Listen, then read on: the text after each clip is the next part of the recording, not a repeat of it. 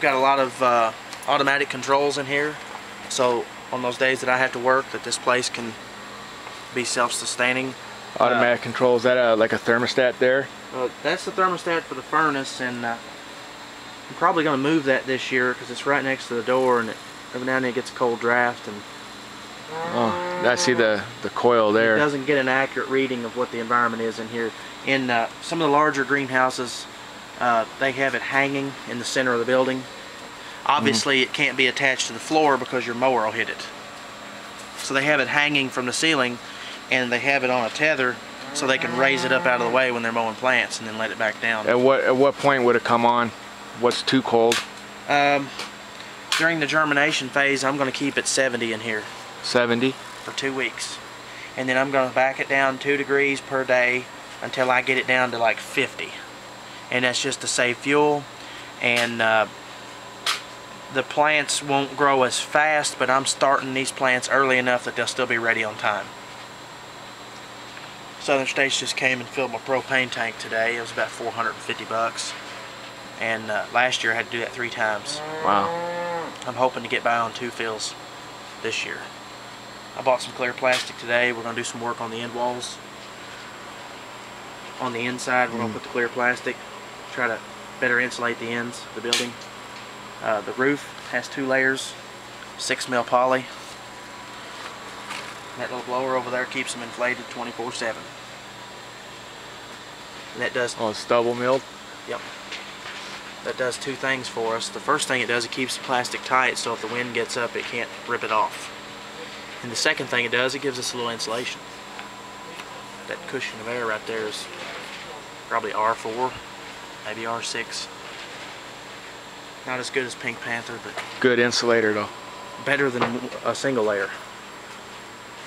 Now what's this red thing? You put the seed in there? That's the dirt hopper. Dirt hopper? We'll slide these trays underneath the dirt hopper and we'll dump a bag of dirt in, and 1 bag of dirt will fill between 18 and 20 of these trays. So I've got 35 bags of dirt here today ready to go, and we'll set this up like an assembly line. One guy will be shoving trays under the dirt hopper. Another guy will have to be cleaning the tops of them off because it won't come out just perfect. He'll have to take the excess off and put it back in the hopper. And then we'll have the dibble set up here and the seeder, and then someone will be taking the finished product down there and setting it on the water. And last year we averaged around 100 trays an hour with this setup. This is not a highly automated system we've got here. This is very manual. But it's a lot more cost competitive than the fully automated systems. I've got about $1,000 in my setup, and the fully automated deal is like $10,000. And the fully automated deal may have more capacity, but we don't need that kind of capacity. Even with my greenhouse, Ryan's greenhouse, and my dad's greenhouse, we can seed each of them in a couple days. So with all these trays in here full, how many acres would that represent? This would be 20 acres of tobacco. 20. And Ryan's got his own greenhouse? And his holds 40. 40. And my dad's, the first one that I helped build when I was 10, it only holds about 14 to 16. So do you have another greenhouse somewhere, or? Ryan has one at his house, and my dad has one at his house. Okay, so that's another 20 over at your dad's? He's got his hold 14. It's a little wider, but quite a bit shorter in length. So it'll be about 70, maybe 75 acres this year? Well, I'm going to do 20, and my dad's going to do 16, so that'll put it 36, and I think Ryan said he's planning on 40, so 76 between the 3 of us. And you'll have enough plants? Yes, barring a disaster. I do have some outside beds, basically this same box, but there is a cover that goes over it, but it's not tall enough to walk inside. There's no heat, and there's no fans. So you can maybe start those a little later? Exactly. Usually the 1st through the 10th of April. We want to try to avoid that last frost if at all possible. And it will have a cover over the top. We have used plastic in the past. The problem with plastic is on a sunny day it can get real hot real fast and cook them. And I cooked about 100 trays last year. Don't want to do that again. So you got to keep a pretty good eye on it. That's the reason I'm doing them in the greenhouse this year. If you look on the other end, you're going to see 2 automatic shutters. They're wired to the thermostat.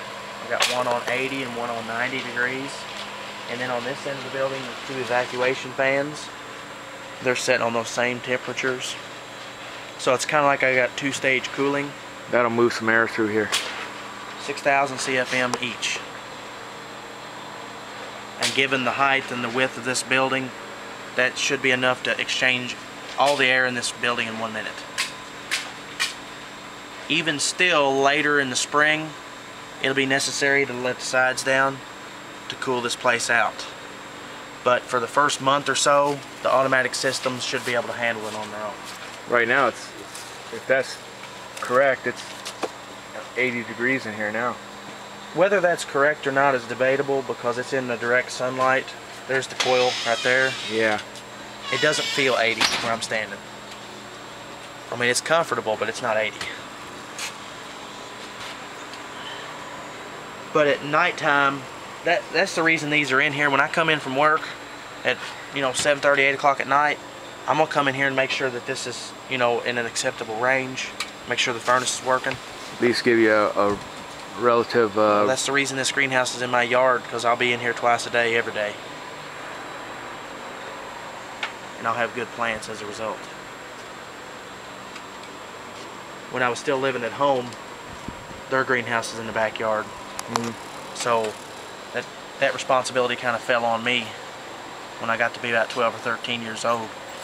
I started babysitting the greenhouse, and then later when I went to the university and learned more about it, then I started taking care of the fertilization, the fungicide applications, all those technical things, and our plants got better and better the more that I did. Now these seedlings that are going to be germinated, are you using any kind of fertilizer on those at We'll first? put a water soluble in the water. Some guys will put it in there right now while they're filling so it can get an even dispersal. Personally, I like to wait 7 to 10 days before I put any in there.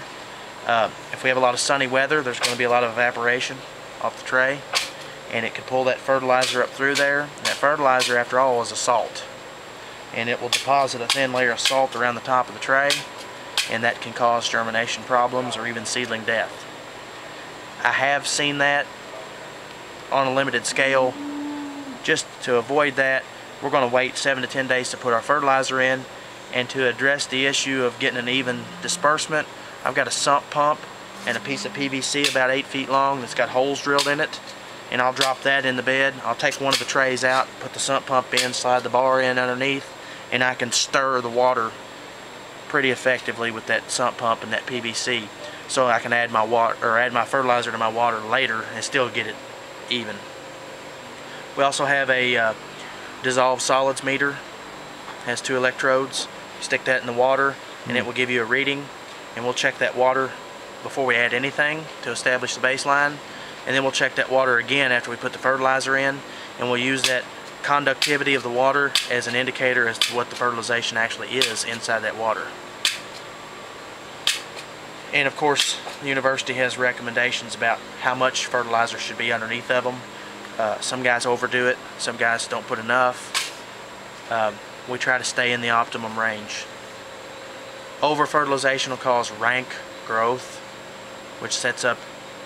They grow too fast? They'll grow too fast, they'll get too tall, too lanky. When they go to the field, they won't be tough. And not only that, it's a breeding ground for disease.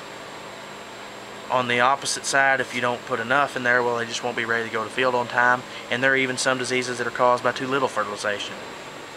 But you keep it in the optimum range, you can eliminate a lot of problems. That, coupled with the use of a few fungicides, should have healthy plants ready to go to the field first week of May. So once they fill these up with water, are you going to be wading around in the water, or are you going to be able to... All that dirt on my shoes, on your shoes, is a potential source of contamination. Right now, that brand new plastic's sterile.